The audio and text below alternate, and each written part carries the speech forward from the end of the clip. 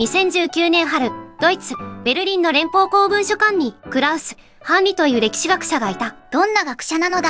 ベルリン自由大学の近代史教授で、58歳、ナチス時代の人種政策を20年以上研究してきた第一人者よ。すごい権威なのだ。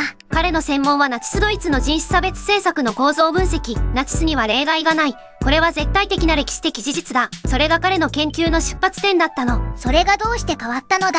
その日、博士はある書類を閲覧していた。リッペントロップ外相の極秘書類集よ。リッペントロップって誰なのだ？ナチスドイツの外務大臣、日独伊三国同盟を主導した人物よ。三国同盟の主役なのだ。1938年から1941年の外交記録、分厚いファイルを白手袋をはめて一枚一枚丁寧にめくっていた。そして何かを見つけたのだ。そしてある一枚で博士の手が止まったの。1939年12月17日付の文書にこう書かれていた。何が書いてあったのだ？日本人を列島民族と呼ぶことはできない。彼らは2000年の歴史を持つ唯一の有色人種国家であり、その文明と精神は我々アーリア人を上回る部分すらある。アーリア人を上回る？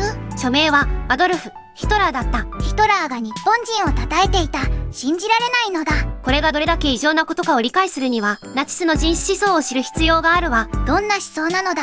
ナチスドイツはアーリア人が最も優れた人種という思想を国家の原理としていた。アーリア人最上位の思想なのだ。ユダヤ人、スラブ人、ロマ人は列島民族として迫害、虐殺されたの。ホロコーストを引き起こした思想なのだ。その体系の中で、アジア人も例外ではなかった。黄色人種は有色人種、列島という枠に押し込まれていたの。なのになぜ日本人だけが例外なのだ？博士は震える手で他の資料を探し始めた。するとヒトラーの側近記録、ゲッペルスの日記、ドイツ軍の報告書、あらゆる記録に同じ傾向が繰り返し出てきたのよ。どんな記録なのだ？プロパガンダの天才ゲッペルスは1942年の日記にこう書いた。日本人を見ていると、人種の優劣という概念そのものが揺らぐ。人種差別の主役が揺らいだのだ。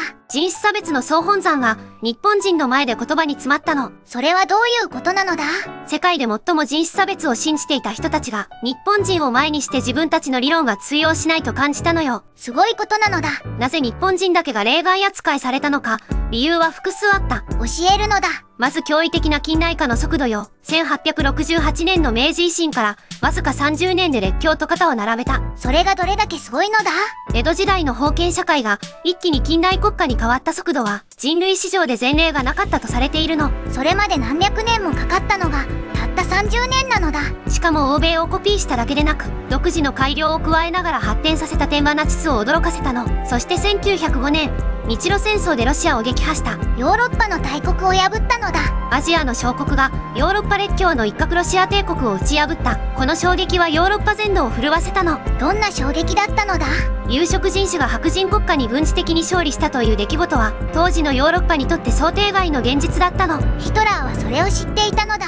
記録によると、ヒトラーはこの事実を生涯忘れなかったとされている。日露戦争の勝利が日本人への特別扱いの出発点になったと言われているわ。さらにナチスが注目したのが武士道だったの。武士道とは何なのだ？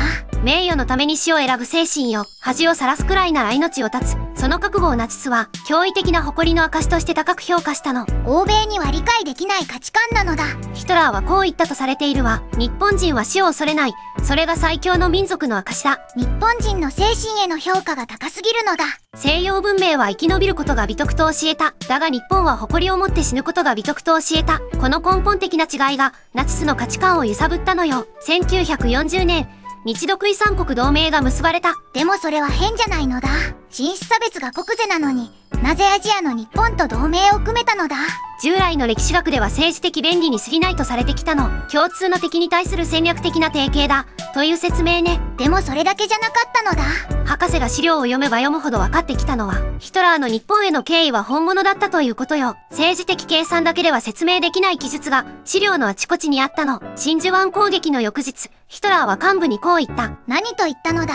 日本人は証明した。意志と誇りがあれば、強大な敵でも打ち倒せると。日本軍の攻撃を評価したのだ。歴史的に皮肉なことに、ナチス最大の人種差別の例外が日本人だったというわけよ。頭がぐるぐるするのだ。戦後ドイツはナチスの過去を徹底的に否定した。学校でホロコーストの映像を繰り返し見せ、二度と繰り返してはならないと誓い続けてきた国よ。そのドイツが今、日本人について考え直しているのだ。歴史学の内部でこんな問いが真剣に議論されるようになった。ナチスでさえ認めた日本人の精神性はどこから来たのか。すごい問いなのだ。ハンリ博士はこう語っている。日本人には2000年かけて磨かれた何かがある。それは文化でも技術でもなく生き方の哲学だ。生き方の哲学。文化ではなく哲学という言葉を選んだのが興味深いわ。哲学とはどう生きるか、何を誇りとするかという根本的な問いよ。日本人の精神の深さなのだ。海外の視聴者の反応も紹介するわ。どんなコメントがあったのだ。アメリカからこんな声が届いている。自国の歴史をこんなに誇れる国が世界にいくつあるのか。嬉しいのだ。ドイツ人からもこんなコメントがあったわ。ヒトラーが唯一例外扱いしたのが日本人だったとは歴史の皮肉だが事実として重く受け止めている。ドイツ人の言葉だからより重みがあるのだ。